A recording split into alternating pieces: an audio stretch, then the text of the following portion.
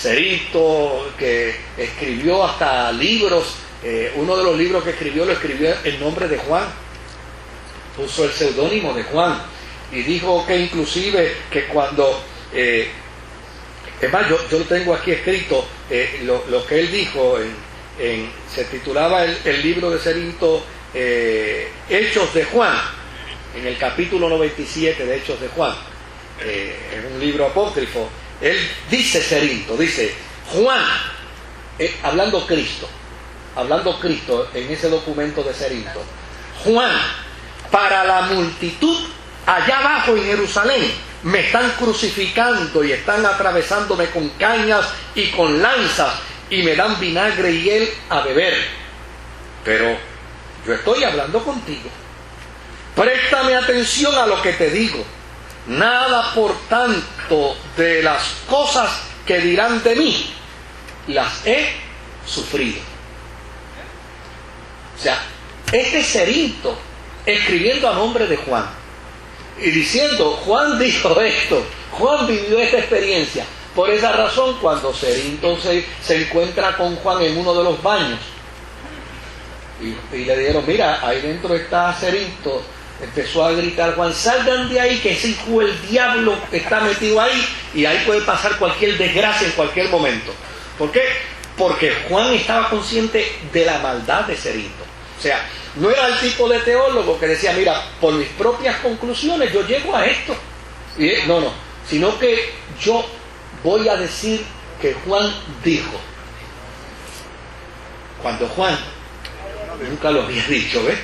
Entonces, ese tipo de planteamiento era el que se estaba dilucidando ahora dentro de los gnósticos. Y quería entrar a la vida de la iglesia. ¿Sí? Quien escribe la carta de primera de Juan quiere entonces dejar meridianamente claro que Jesucristo no es el Cristo que los gnósticos postulan con esta doctrina herética.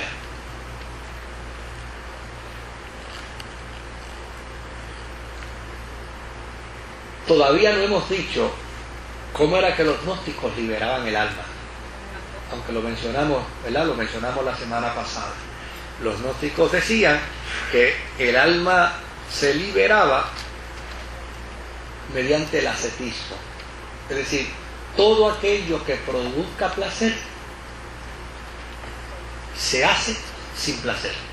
O sea, usted no podía comer y decir, wow, qué rica está esta comida. No. Usted come para alimentarse, no para disfrutarla. De la misma manera, usted no podía descansar para luego estirarse y decir, ay, qué rico. No. Usted duerme para descansar. Pero si tiene placer durmiendo, ahí no puede. O sea, ahí los cerca y los fortune cookies, nada de esas cosas podían existir. Lo mismo sucedía con el sexo. Es decir, usted puede tener sexo para tener un hijo o una hija, pero usted no puede tener sexo para tener placer. Si es para placer, está totalmente prohibido. ¿Ah? Bueno. Eso era lo que ellos postulaban, eso era lo que ellos planteaban dentro del ascetismo. Negación total al placer. Ahora, había otros que decían, mira, nosotros hemos descubierto la segunda fórmula para acabar con el cuerpo y liberar el alma. Y es darle al cuerpo lo que el cuerpo quiere. Con eso tú lo matas, con eso tú lo destruyes, con eso tú lo aniquilas, porque llanamente y sencillamente el alma se va a liberar en la medida en que el cuerpo se vaya autodestruyendo. Por lo tanto, estos individuos, que sin lugar a dudas eran los más, porque, oiga, si a usted le van a dar destruir el cuerpo, pues negándose al placer, pero dicen, tiene el mismo efecto disfrutando del placer, pues, o sea, a los que le tienen miedo a las inyecciones, lo peor le preguntan a la enfermera, ¿no hay otra forma de ponérmela? Pues ellos eran más. ¿Qué provocaba esto? Pues esto provocaba corrupción dentro de la iglesia. El sentido de la moralidad se perdía, el sentido de la integridad se perdía. Aquello que trabajó la iglesia en el primer siglo, ¿se acuerdan cuando hablamos de la carta del apóstol San Pablo a los obispos? Que le decía, los obispos sean maridos ¿de qué? De una sola mujer, porque hasta entonces, obviamente, la poligamia gentílica estaba presente en la vida de la iglesia y de alguna manera había que controlarla. Pues ¿cómo la controlamos? Pues todo el que desee ministerio, fantástico, buena cosa desea, pero el que aspira a ministerio, esta es la regla. Porque de alguna manera hay que llevar al pueblo gentil a la monogamia, no a la poligamia. Hay que llevar al pueblo gentil a la pureza moral, no a la inmoralidad que tenían. Cuando usted lee la carta de Pablo a los romanos, que Pablo define a los gentiles, ¿qué dice de los gentiles? Dice, ustedes cayeron en ¿qué? Cayeron en toda la inmoralidad, en toda la lascivia, a tal punto que deshonraron sus propios cuerpos y entraron en problemas y en conducta contra naturaleza. O sea, ¿por qué razón? Porque el mundo judío, a pesar de que Pablo no reconoce que la ley es vehículo de salvación, pero sí postula y plantea ¿qué cosa? Que dentro del mundo judío las reglas de la moralidad Dios las había establecido en el desierto a Moisés. Y esas reglas de moralidad eran buenas, eran necesarias y eran pertinentes. Entonces, ante esa situación de estos gnósticos que dicen, mira, hay dos formas de eliminar la materia para que el alma se libere, pues desde luego este movimiento lo que hacía era destruir todo el concepto de la moralidad cristiana, que era herencia del judaísmo.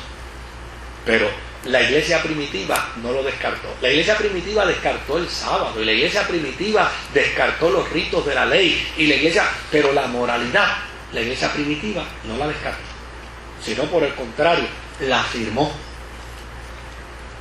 y estableció con un sentido universal el concepto de la moralidad, a tal punto de que en toda cultura, aquello que la Biblia establece como regla, el hombre que practica lo contrario, si es cristiano, tiene que dejarlo ¿de qué?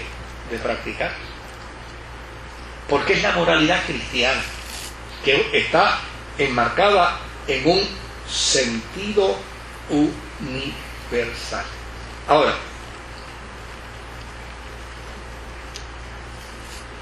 estos gnósticos, como dije, creaba una élite de gente. Y todo aquel que era sencillo, que era humilde, lo separaba, lo marginaba. Por lo tanto, Juan empieza a atacar por aquí el primer flanco que él ve al gnosticismo, porque no puede provenir nada de Dios que divida, no puede provenir nada de Dios que haga acepción de personas, no puede provenir nada de Dios que haga creer a unos superiores y provoque que otros se sientan inferiores. Por eso es mi postura con la cosa esta de los apóstoles. Porque si el apóstol se va a sentir más grande que los demás, eso no puede ser de Dios. O sea, aquí o bailamos todos o rompemos la jadiola, pero aquí no pueden aparecer unos mejores que otros, bajo ninguna circunstancia. Ahora, fíjense cómo Juan la ataca. En el capítulo 1 y en el versículo 7, ahora vamos a darte trabajo en cantidad. Capítulo 1 y versículo 7 dice, pero si andamos en luz como Él, como Cristo está en luz, tenemos comunión unos con otros. ¿Qué le está diciendo? Mire, si ustedes no tienen comunión